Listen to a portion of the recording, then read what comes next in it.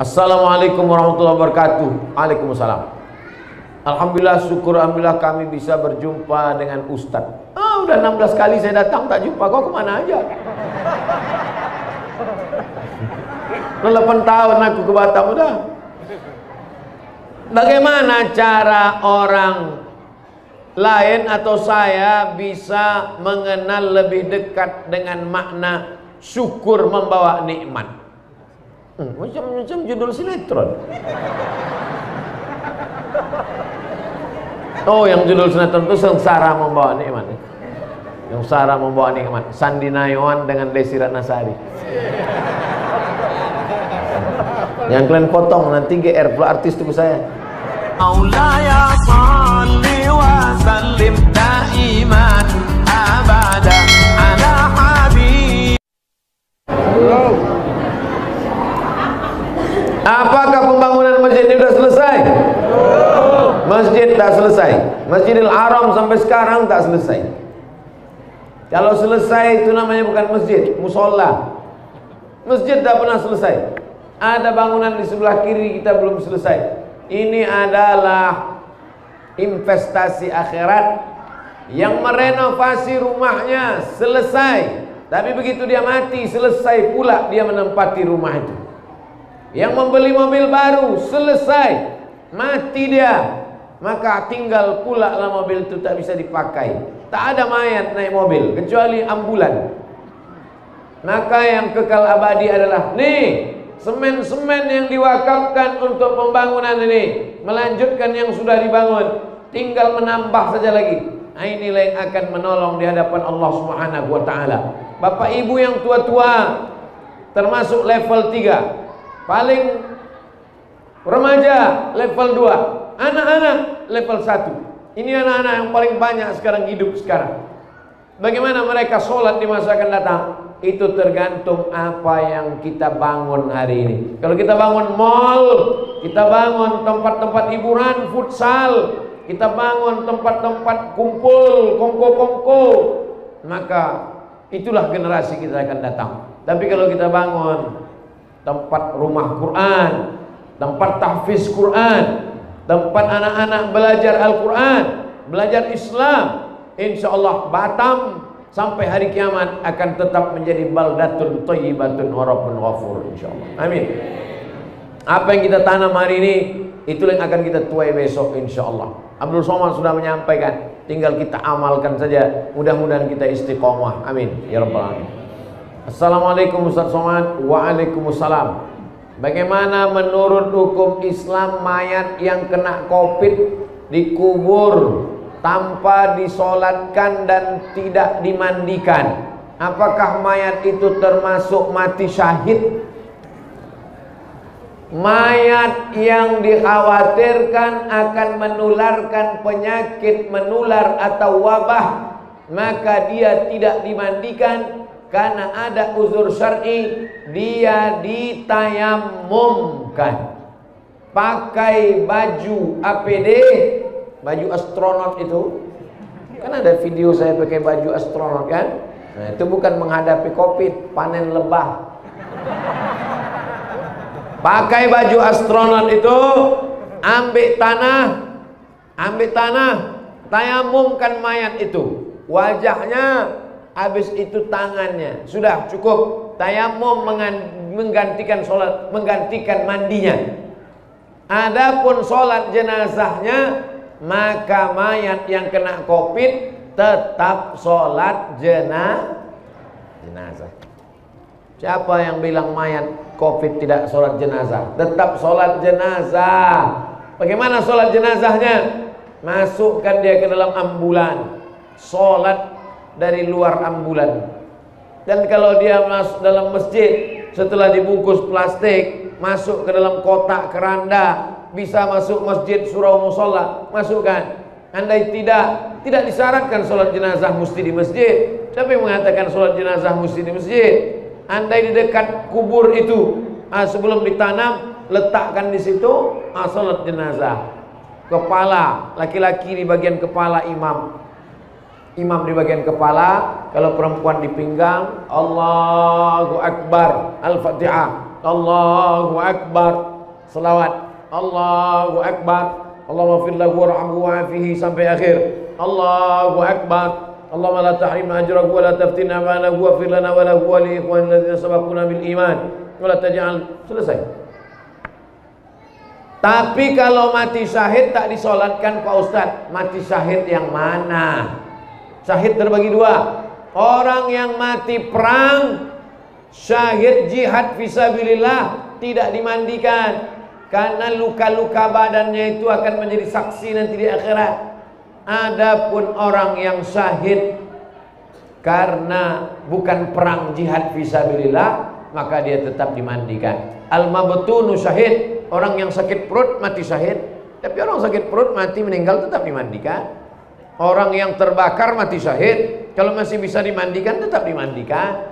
Orang yang melahirkan anak mati syahid, tapi tetap dimandikan jenazahnya. Lalu kemudian orang yang kena COVID itu mati syahid tak Pak Ustaz? Al-mat'unu syahid, orang yang kena wabah maka dia mati syahid. Pergi dia ke Jakarta karena tugas untuk rakyat, tugas untuk umat. Pergi dia ke Jakarta, sampai Jakarta masuk zona hitam, kena COVID dia, mati syahid. Suami saya kemarin Pak Ustaz ke Jakarta kena COVID mati syahid. Kenapa dia ke Jakarta? Selingkuh. Pula mati syahid. Nanti konyol. Niat dia baik untuk mencari nafkah halal, untuk membangun masjid, duitnya untuk wakaf. Terpaksa pergi dia keluar, kena COVID dia, meninggal. Matinya mati syahid. Hadis Nabi, al-mat'unu syahid. Tapi dia tetap dimandikan. Tak bisa dimandikan, ditayamumkan. Kalau sudah terlanjur tidak disolatkan, bagaimana Pak Ustaz? Disolatkan di atas jenazahnya. Boleh solat dari atas. Disolatkan di atas kuburnya. Ini kubur, ini batu nisan kepala, datang solat di situ. Mana dalilnya? Dalilnya Nabi bertanya ke sahabat, mana tukang sapu masjid? Mana tukang sapu masjid nih, kata Nabi. Perempuan yang kemarin aku lihat di sini menyapu-nyapu, mana dia? Dia meninggal ya Rasulullah. Kenapa kalian tidak kasih tahu aku? Kami tak kasih tahu karena dia cuma tukang sapu. Oh, Nabi memuliakan walaupun dia tukang sapu, cleaning service. Didatangi Nabi kuburnya, Nabi sholat jenazah dari atas. Itu dalil boleh sholat jenazah dari atas. Allahu Akbar, bagian kepalanya kalau dia laki-laki, bagian pinggangnya kalau dia bagi perempuan, saf di belakang berjamaah. Sholat dari atas kubur boleh berdasarkan hadis tentang tukang sapu yang meninggal. Jelas? Apa yang jelas? Assalamualaikum warahmatullahi wabarakatuh. Waalaikumsalam. Alhamdulillah, syukur alhamdulillah kami bisa berjumpa dengan Ustadz. Udah 16 kali saya datang tak jumpa. Kau kemana aja? 8 tahun aku ke Batam udah. Bagaimana cara orang lain atau saya bisa mengenal lebih dekat dengan makna syukur membawa nikmat? Macam judul sinetron. Oh, yang judul sinetron itu Sengsara Membawa Nikmat. Yang Sengsara Membawa Nikmat, Sandi Nayawan dengan Desi Ratnasari. Yang kalian potong nanti GR pula artis itu saya. Karena kebanyakan manusia sekarang ini ingin nikmat tapi tak pernah bersyukur. Kalau engkau tidak menganggapnya sebagai nikmat, pasti kau tak akan pernah bersyukur. Betul? Kapan kita baru bersyukur? Kalau kita menganggapnya sebagai nikmat. Begitu pagi bangun, begitu pagi bangun, begitu pagi bangun. Maka bangun pagi itu kau tidak anggap sebagai nikmat, tapi kau anggap itu sebagai rutinitas. Makanya kau tak bersyukur. Setiap lapar makan, setiap lapar makan, setiap lapar makan. Maka makanan itu tak kau anggap sebagai nikmat. Kenapa? Bahkan kau katakan makan itu wajib ada. Mana makanan? Berapa banyak ibu-ibu itu biru matanya gara-gara tak ada makanan. Ditempeleng lakinya. Ada juga yang salah pakai makeup. Kita baru bersyukur kalau kita menganggapnya sebagai Nikmat. Makanya ketika kita bangun pagi, kita tidak katakan bangun pagi itu rutinitas. Bangun pagi itu adalah nikmat. Barulah kita bersyukur. Alhamdulillahilladzi ahyana ba'dama amatana wa ilaihi. Pengajian ini nikmat tak? Ada orang-orang di masjid yang mengatakan pengajian ini nikmat. Tapi banyak yang di luar sana pengajian itu dianggapnya pelengkap penderitaan. Sudahlah dia di kantor ditekan atasan, di jalan kena tilang, di rumah kena repet, di masjid kena amu. Ustadz itu ceramah mengamuk aja. Jadi dianggapnya ustadz inilah melengkapkan penderitaanku. Akhirnya dia tidak bersyukur kepada Allah. Syarat bersyukur yang pertama, anggaplah, pandanglah sesuatu itu sebagai nikmat. Suara ini nikmat. Bagaimana ceramah tak bersuara? Macam itik. Tak keluar suara tu. Nah, itu nikmat ini mesti. Saya melihat hembusan nafasku adalah nikmat. Kedipan mataku adalah nikmat. Hayunan langkah kakiku adalah nikmat. Hayunan tanganku adalah nikmat. Aku bisa bersuara adalah nikmat. Maka aku syukur kepada Allah. Apa cara bersyukur lidah? Alhamdulillah. Apa syukur mulut? Banyak-banyak mengucapkan tahmid, tasbih, takbir, tahlil. Apa tanda syukur mata? Menetes air mata di tengah malam menangiskan yang banyak dosa. Apa tanda syukur telinga? Dengarkan nasihat pengajian, tausiah, tabligh akbar dan khutbah. Apa tanda syukur kaki? Langkahkan ke tempat-tempat yang baik-baik, sholat berjamaah ke masjid. Apa tanda syukur tangan? Usapkan ke kepala anak yatim, suapkan makanan fakir miskin. Apalagi masjid ini punya program, apa nama program? Semanggi. Semanggi. Apa itu? Semangka? Sembako minggu pagi. Sembako minggu pagi. Jadi setiap hari Ahad pagi ada pembagian sembako. Saya umumkan ini supaya membawa beras, bukan bawa karung minta beras. Di masjid ini ada namanya semanggi, membagi sembako Ahad pagi. Kuumumkan supaya masing-masing kita membawa beras, bukan membawa kardus kosong untuk minta sembako. Bulan Desember saya bersama ustadz-ustadz kawan-kawan di Pekanbaru membagi beras sebanyak 26 ton. Ternyata di Batam lebih banyak lagi. Nama gerakannya Gerakan Paskas, Pasukan Amal Soleh. Takbir! Tapi takbir aja bawa beras. Takbir, pas bawa beras tidur. Beras itu nikmat. Syukuri nikmat berasmu. Dengan apa? Berbagi kepada orang lain. Pakaian itu nikmat. Syukuri pakaianmu. Bagi kepada fakir miskin, anak yatim, duafa. Kalau beli baju 2, 1 untuk kita, 1 bagi ke kawan. Mereknya sama. Jangan yang untuk kita 500.000, untuk orang 50.000. Ustadz, saya bersyukur bisa ketemu dengan Ustadz. Selama ini hanya lewat YouTube. Pertanyaan, apa beda antara ikhlas dengan ridho? Pergi ke masjid lillahi ta'ala, bukan karena ingin dipuji mertua, bukan karena ingin dipuji Pak RT, bukan karena ingin supaya dipoto orang, diupload ke medsos, bukan karena siapapun, lillahi ta'ala. Apa namanya itu? Ulang sekali lagi. Puasa sunat, bukan karena ingin supaya kurus macam Abdul Somad, bukan karena ingin diet, tapi karena ingin dekat Allah. Siapapun tak tahu. Apa namanya itu? Ikhlas. Ikhlas artinya murni. Ikhlas nanti saya sebut murni, ada berapa Pak itu yang cemburu. Nama bini ku tuh Pak Ustaz. Ikhlas artinya tulus. Ikhlas artinya bersih. Ikhlas artinya tak bercampur dengan apapun. Seperti air susu kambing keluar dari perut kambing, padahal dia terletak baina farsin wa damin, antara kotoran dan antara darah. Keluar dari antara kotoran dan darah. Kalau dia kena kotoran, maka air susu kambing itu warnanya hitam lah. Kalau dia kena darah, maka air susu kambing itu warnanya merah. Tapi dia tidak merah dan tidak hitam, warnanya hitam, campur kopi.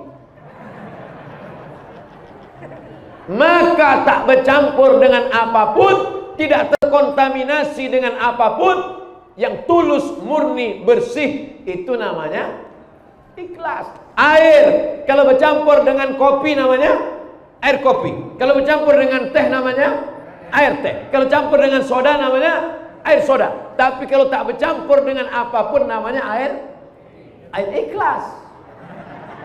Air mineral itu bahasa Arabnya al-ma'ul khalis, air ikhlas. Sampai airnya pun tak ada sama sekali, itu yang paling ikhlas. Airnya di dalam udah. Di dalam tuh ada jeruk, ada banyak makanan dalam. Ada kue, ada jeruk, ada limau, ada macam-macam. Tapi tak bisa dimakan karena orang minta foto semua.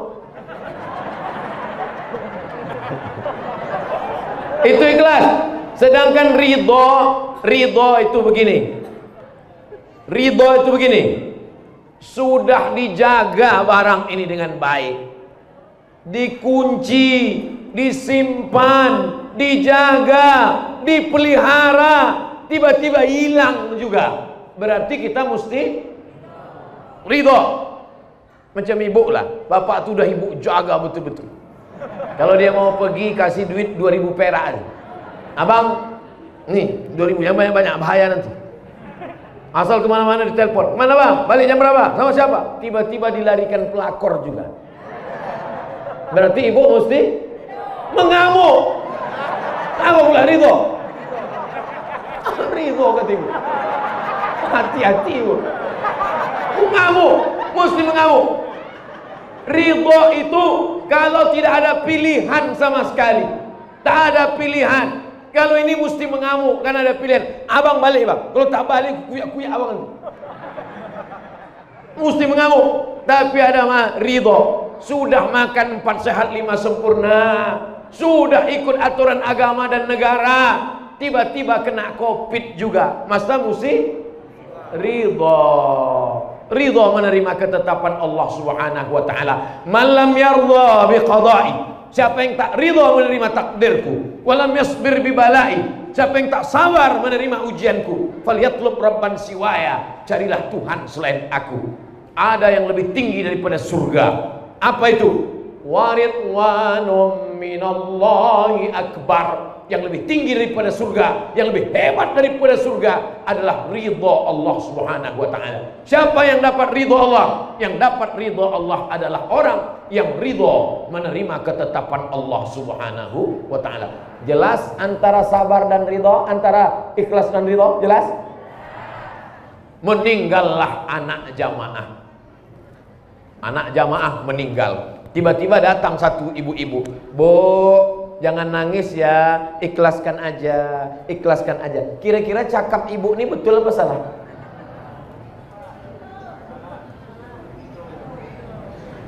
Berbuih-buih awak menyampaikan, tak juga paham.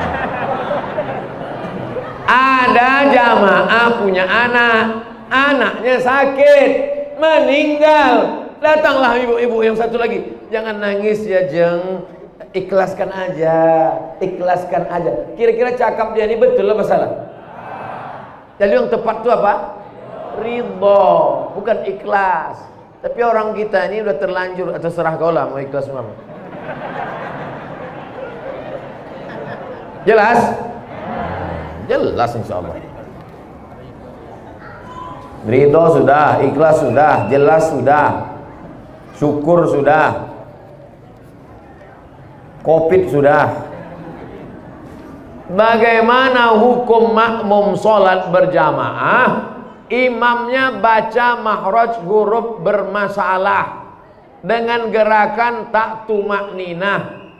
Sementara di situ ada orang yang pantas. Menyindir saya nih. Bismillahirrahmanirrahim. Berapa kesalahan orang selalu salah di situ? Pertama, H besar sama H kecil. Bismillahi.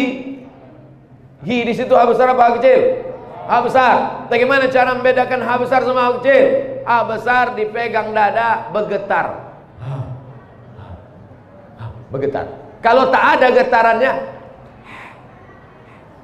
Bismillahirrahmanirrahim. Ayat pertama. Ayat kedua, Alhamdulillahi Rabbil Alamin. Selalu orang salah tiga.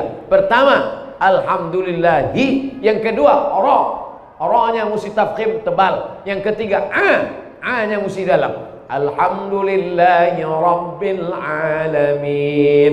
Yang kedua, Ar-Rahmanir-Rahim. Dua banyak kesalahan. Pertama, Ra. Yang kedua, Ha. Ar-Rahmanir-Rahim. Yang ketiga, Maliki Yaumiddin. Kesalahan orang satu. Maliki Yaumiddin. Tak berapa banyak. Iyyaka na'budu wa iyyaka nasta'in. Kesalahan orang satu. Yang pertama, yaitu ianya banyak tak bertasydid. Iyyaka na'budu wa iyyaka nasta'in. Iyyaka, bukan iyyaka. Iyyaka na'budu wa iyyaka nasta'in. Ihdina, salah pada shad. Ihdinas siratal mustaqim. Qafnya mesti dalam. Ihdinas siratal mustaqim. Siratal ladzina, tipis. Siratal ladzina an'amta 'alaihim ghairil maghdubi 'alaihim waladdallin. Mesti ada fit and proper test. Masjidnya sudah bagus, tapi imam bagus. Saya dengar tadi imam mantap. Jadi yang bermasalah ini mungkin masjid dia, tak pula disebut entah masjid mana. Karena dia menjaga kode etik jurnalistik. Imam-imam di Batam mesti diadakan pelatihan imam-imam. Imam yang sudah ada, yang sudah diangkat oleh masyarakat itu. Nah, karena banyak masyarakat ini mengangkat imam, itu kok ditanya, kenapa kau angkat imam jadi imam? Sebetulnya tak ada kami angkat Pak Ustadz, terus dia aja sering maju sendiri. Kenapa Bapak tuh maju? Sebetulnya tak ada kami ngangkat dia Pak Ustadz. Terus kenapa? Tanah ini punya datuk nenek moyang dia dulu Pak Ustadz. Segan kami. Nanti kalau kami cabut diambilnya surat tanah nih Pak Ustadz. Maka imam-imam yang ada ini mesti diperbaiki tahsin, hasan baik. Tahsin mesti diperbaiki. La salata, tidak sah salat liman lam yaqra bi Fatihatil kitab. Kalau Fatihahnya tak betul. Dah, setelah selesai Fatihah tak ada tumakninah. Tumakninah paling sikit tasbih sekali. Allahu Akbar. Subhana rabbiyal azimi wa bihamdih. Sesikit-sikit tasbih 3. Sesedang-sedang tasbih 5. Sebanyak-banyak tasbih 7. Lebih dari 12 kali makruh. Kalau ada imam sampai 13 kali makruh. Bangkit berkunang-kunang orang. Nabi pernah sholat, sujudnya selama ayatnya, sujudnya sepanjang ayatnya. Kapan itu? Bukan waktu dia jadi imam, tapi ketika dia sholat sendiri, tahajud malam. Kata Imam Ibnu Hajar Al-Haytami dalam kitab Al-Fathul Mubin Bisyarhil Arba'in, Syarah Arba'in Nawawiyah, kenapa Allah menciptakan malam? Kenapa Allah ciptakan malam? Karena ada siang. Kenapa Allah menciptakan malam? Supaya kita tidur. Kenapa Allah menciptakan malam? Supaya aku bisa memikirkan kamu. Kenapa Allah menciptakan malam? Kata Imam Ibnu Hajar Al-Haytami, kenapa Allah menciptakan malam? Supaya kamu beramal bebas dari riya. Itu salah satu alasan kenapa Allah menciptakan malam. Siang, sholat zuhur, sholat asar, sholat Jumat, Idul Fitri, Idul Adha, ditengok orang. Diciptakan Allah malam supaya engkau beramal bersih dari riya. Waktu kau ceramah Abdul Samad, waktu kau tabligh akbar, diciptakan Allah malam supaya kau beribadah hanya kau dengan dia saja. Itulah salah satu mengapa Allah ciptakan malam. Jadi tumakninah mesti ada. Nabi memanggil, irji ila salatika fa innaka lam tusalli. Ulangi sembahyangmu. Ulangi, kata Nabi. Diulanginya salatnya. Habis itu dipanggil Nabi lagi, irji ila salatika fa innaka lam tusalli. Ulangi sembahyangmu. Sembahyangmu tak sah. Diulanginya sembahyangmu. Diulangnya 3 kali. Irji ila salatika fa innaka lam tusalli. Ulangi salatmu, karena salatmu. Lama-lama capek. Apanya lagi nih ya Rasulullah? Ulang aja apa ini? Kata Nabi, ketika kau duduk hatta tatma'inna qa'idan.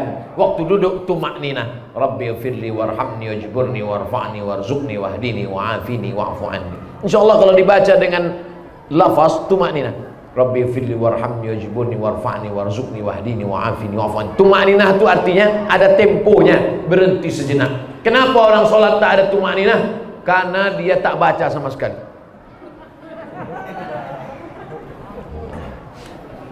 Ada pula baca tapi macam makan goreng kepanasan.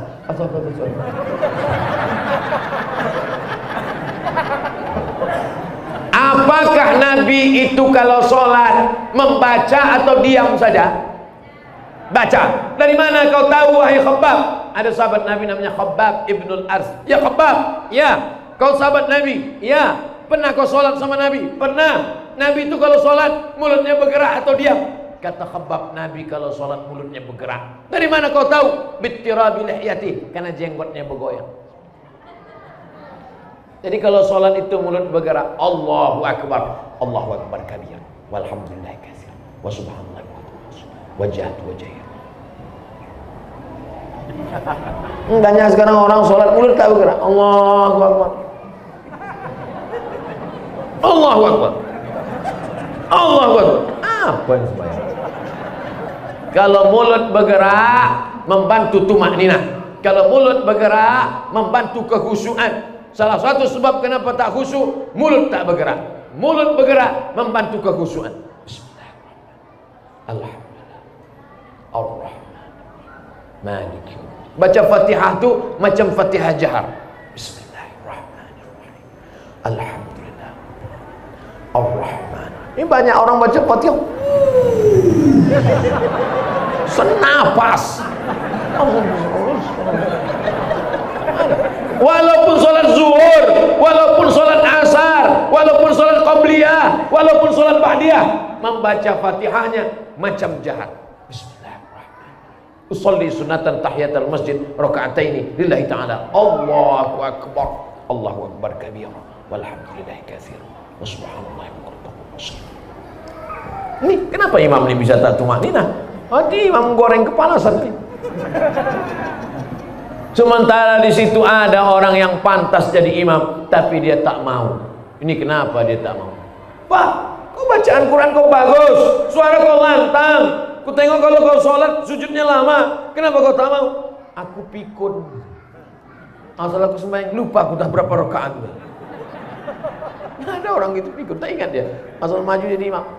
Asal maju jadi imam grogi dia.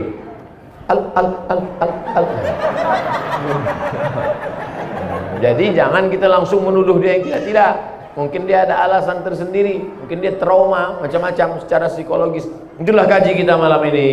Mudah-mudahan semua pertemuan kita ini bernilai amal soleh. Semua pengajian kita malam ini mesti kita robah menjadi amal, bukan Abdul Somad. Ala hazihin niyah al-Fatihah. A'udzubillahi minasyaitonir rajim. Bismillahirrahmanirrahim. Alhamdulillahi rabbil alamin. Ar-Rahmanir Rahim. Maliki yaumiddin. Iyyaka na'budu wa iyyaka nasta'in. Ihdinas siratal mustaqim. Siratal ladzina an'amta 'alaihim ghairil maghdubi 'alaihim waladdallin. Amin. Allahumma anzilir rahmata wassalamata wal barakata ala hadhil jamaah. Turunkan keselamatan, kerahmatan, keberkahan kepada seluruh jamaah yang hadir malam ini, ya Allah. Saudara-saudara kami yang tak dapat hadir tapi mengikuti program kajian kami malam ini, tenangkan hati mereka, ya Allah. La tada'lana dzamban illa ghafartah. Keluar kami dari masjid ini, ampunkan segala dosa-dosa kami.